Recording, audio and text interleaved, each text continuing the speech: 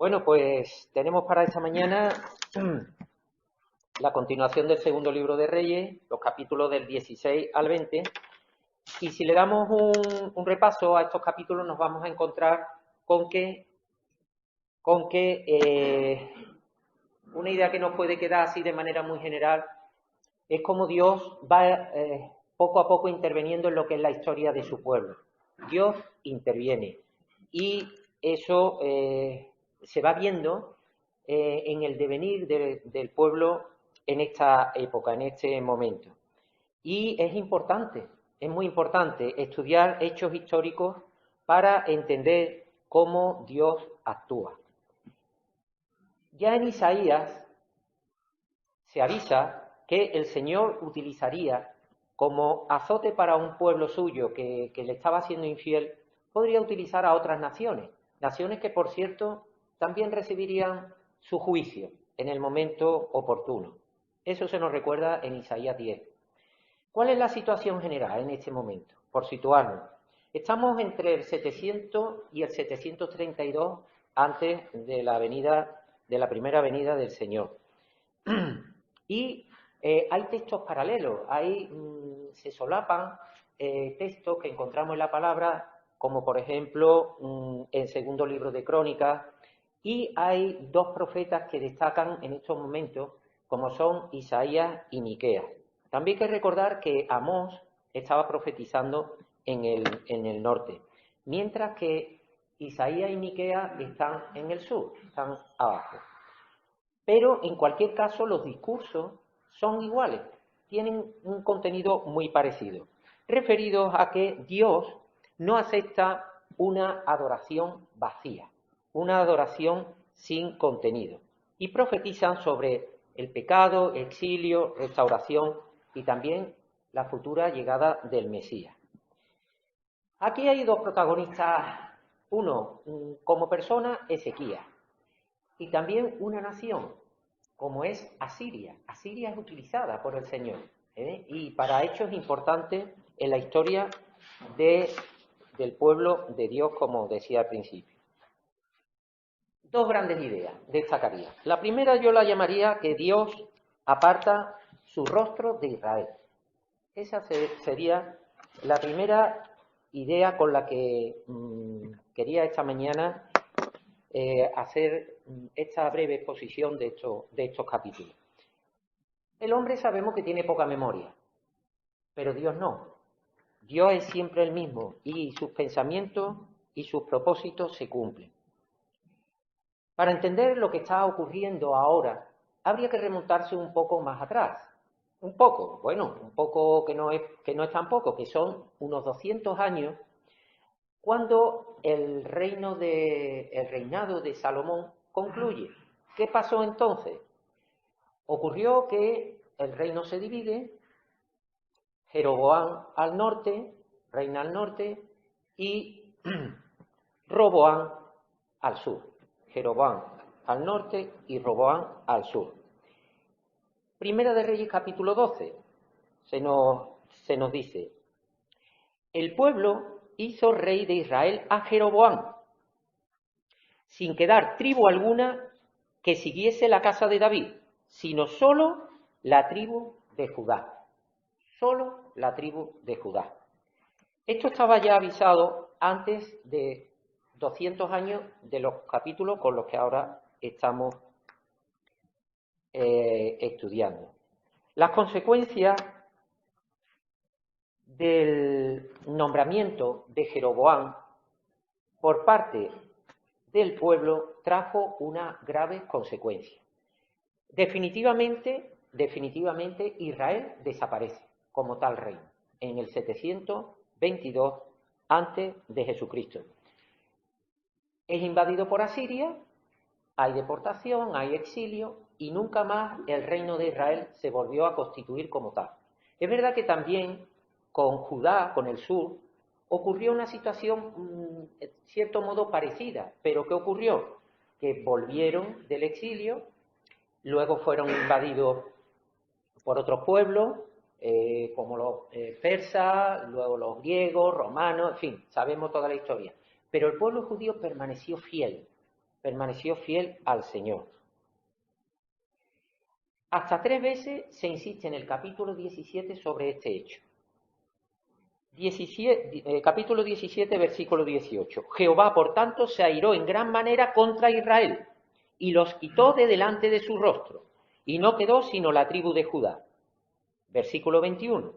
Porque separó a Israel de la casa de David, y ellos hicieron rey a Jeroboam, que apartó a Israel de Jehová, y les hizo cometer gran pecado. Y versículo 23. Hasta que Jehová quitó a Israel de delante de su rostro, como él lo había dicho por medio de todos los profetas sus siervos, e Israel fue llevado cautivo de su tierra a Asiria, hasta hoy.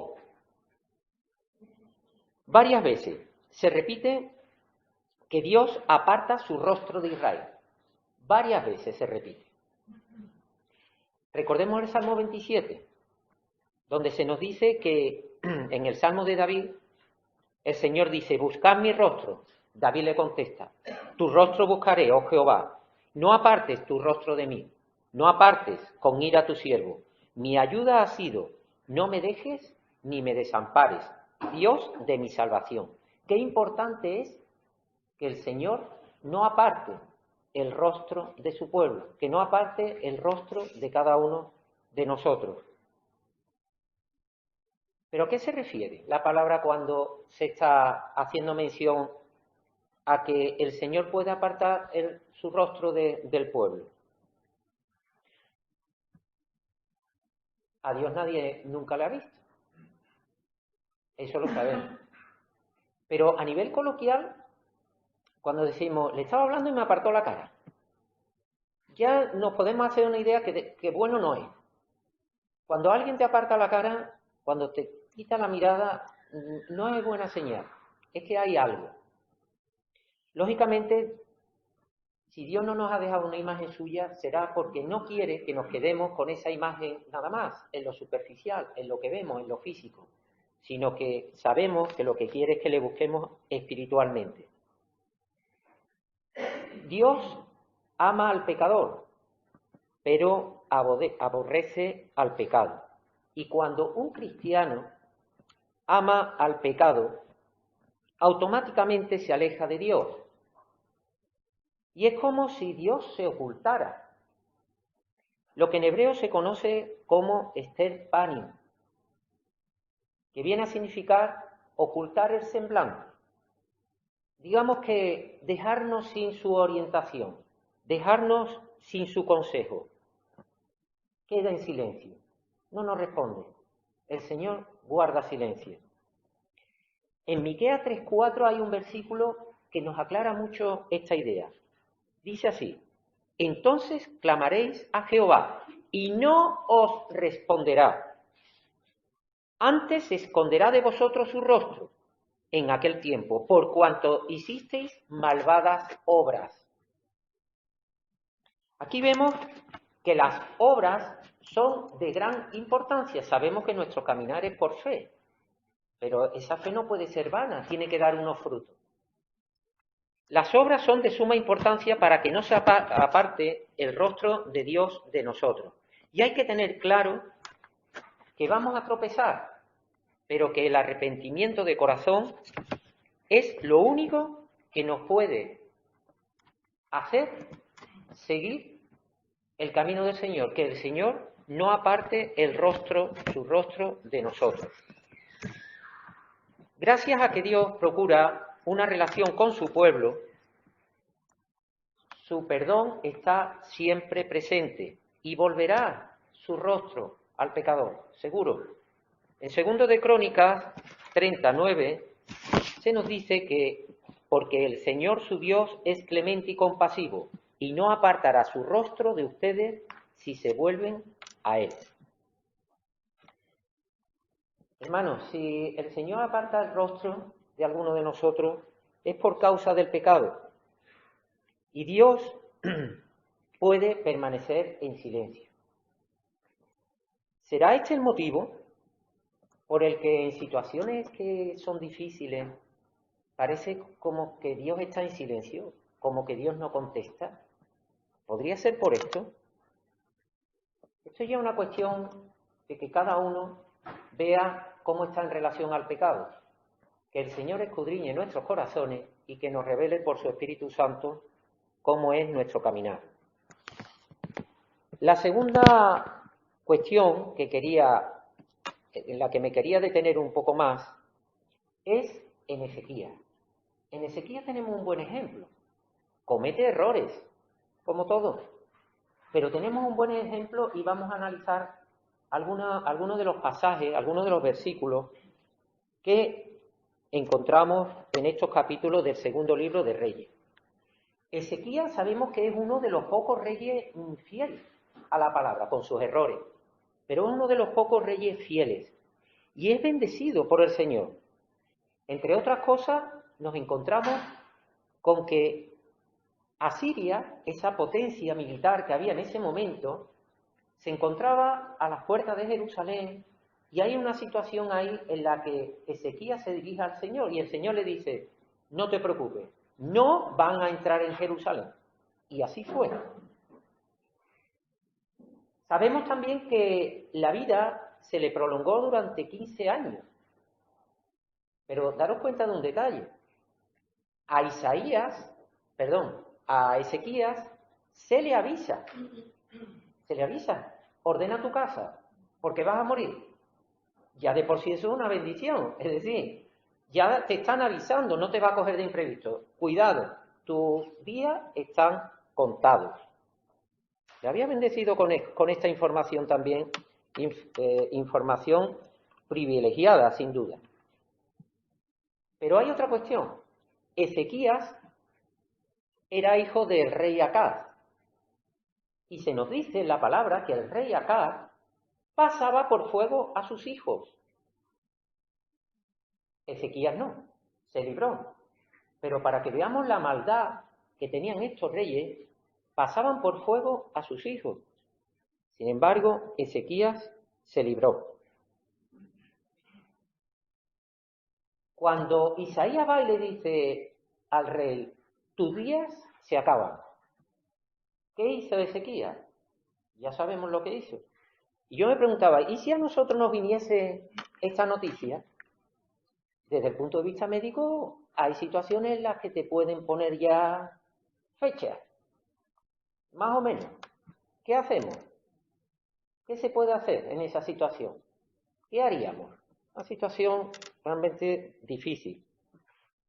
Qué poquitas oraciones nos encontramos desde que dejamos a Salomón hasta ahora. Unos 200 años de por medio. Qué poquitas oraciones. Sin embargo, Ezequías ora. Aquí tenemos un par de buenas oraciones. También en el segundo libro de Crónicas, que se complementa, digamos, la información con este segundo libro de Reyes, aparecen más oraciones. Pero en estas oraciones que tenemos en estos capítulos, una de ellas cuando está ya a punto de ser invadido por Asiria y otra cuando le dice: te quedan días de vida, muy poco. Ezequías se pone a orar. Y estas oraciones tienen unas características. La primera, que son contestadas de manera prácticamente inminente. Llama mucho la atención cuando va Ezequías a palacio, le dice la noticia, el rey se pone a orar, llora amargamente, y cuando está saliendo Isaías, cuando va por el patio, que supongo que serían metros, recibe la contestación y se vuelve y le dice: el Señor ha oído tu lamento. ¿Cuánto tardaría? Cuestión de minutos, posiblemente, no sería mucho más. Contesta de manera inmediata y además afirmativa, ¿vale? Son oraciones que son atendidas. Pero lo que quisiera destacar de estas oraciones de Ezequías es que son oraciones con mucho fundamento, están muy justificadas. Cuando iban a ser invadidos, a Ezequías se le entregan unas cartas. ¿Y qué hace con esas cartas? Se va al templo y se las expone allí al Señor. Y le dice: mira, lo que están diciendo este pueblo. Mira, aquí lo tienes. Y además te han insultado, te han menospreciado, dijeron barbaridades de ti. Es una evidencia. Aquí lo tienes, Señor, ¿qué más puedo hacer? Aquí tienes la prueba. Cuando también Isaías le dice, tus días se han contado, es otra evidencia porque venía del Señor. Señor, es otra cosa evidente. Yo me preguntaba, ¿nuestras oraciones también tienen ese fundamento? O a veces oramos por cosas etéreas, cosas que se concretan, están fijadas esas oraciones. Cuando pedimos por personas, tienen nombre y apellido, tienen situaciones evidentes. Ciertamente, el rey Ezequías fue bendecido hasta el punto que en el capítulo 18 y en la segunda parte del versículo 5 se nos dice que ni después ni antes de él hubo otro como él entre los reyes de Judá. Destacó muchísimo Ezequías con sus errores, porque también con el rey de Asiria le dio toda la plata que había en el templo, en fin, hubo ahí un cierto trato que no estuvo bien. Pero se nos dice que fue un rey que destacó muchísimo. ¿Y por qué? ¿Por qué? ¿Por qué destacó tanto? Si analizamos los versículos 5 y 6 de este capítulo 18 se nos dice, en Jehová, Dios de Israel, puso su esperanza. Y en el siguiente, porque, refiriéndose a Ezequías, porque siguió a Jehová y no se apartó de él, sino que guardó los mandamientos que Jehová prescribió a Moisés. Aquí lo tenemos. Puso su esperanza y guardó sus mandamientos. Como vemos, puso esperanza y siguió mandamientos. Yo lo que veo aquí son dos actos voluntarios. Puso su voluntad, la esperanza la puso ahí, no la puso en otra cosa. Y eso es algo que lo eliges tú. El cumplimiento de los mandamientos, puso su voluntad en querer cumplirlo. Y realmente, si miramos en el segundo libro de Crónicas, purificó el templo, instauró la celebración de la Pascua. Fue un acto de voluntad, de querer seguirlo. Otra cosa es que tropezara, pero la voluntad de él era esta. Además hay que tener en cuenta una cosa que tantas veces hemos comentado aquí. ¿Por qué unos reyes o unas personas que aparecen en la Biblia siguen a Dios y otras se apartan de ellos? Y hemos querido a veces intentar justificarlo por los antecedentes, los padres, cómo han sido y demás. Lo hemos comentado. Pero en esta situación nada lo justifica. Es decir, ¿por qué Ezequías, dentro de un conjunto de reyes y de situaciones que eran de subida y bajada, digamos, de vaivén, por qué destacó de esta manera? Su padre, Acaz, hizo lo malo. Su hijo, Manasés, hizo lo malo. Pero él queda ahí como una laguna, queda ahí como algo como una isla. ¿Y por qué? Yo creo que habría que buscar la explicación en que en su voluntad puso la esperanza y guardó los mandamientos. Y además lo hizo de manera práctica, porque la obediencia al cumplir los mandamientos lo demostró. Purificó el templo, como he comentado antes, instauró la celebración de la Pascua, como no se había hecho desde el tiempo de Salomón, muchas cosas. Y además demostraba esperanza, pero no digamos de boquilla, como se suele decir, sino que esa esperanza la demostró yendo al templo con esas cartas y orando al Señor. Esa es mi esperanza, Señor, socórreme, en ti confío. Y voy concluyendo. Qué importante es que el rostro del Señor no se aparte de nosotros. En Números 6, 25 tenemos esa maravillosa bendición sacerdotal donde se nos dice: Jehová haga resplandecer su rostro sobre ti, y tenga de ti misericordia. Jehová alce sobre ti su rostro y ponga en ti paz. el rostro del Señor, que no se aparte de nosotros. Y como hemos comentado antes, habría que profundizar mucho en esto, qué relación tan directa tiene en nuestro caminar. Si estamos en pecado, si estamos en comunión con el Señor, estamos a cuentas, como se podría también decir. Y por último, demostrarlo con hechos, que tenemos realmente esa confianza en el Señor. Y esa obediencia, no solamente quedarnos de palabras, sino demostrarlo. En Proverbios 3 se nos dice, confía en Jehová de todo tu corazón y no te apoyes en tu propia prudencia. Encomienda al Señor todos tus caminos y Él enderezará tus veredas. Que así sea, hermano. Amén.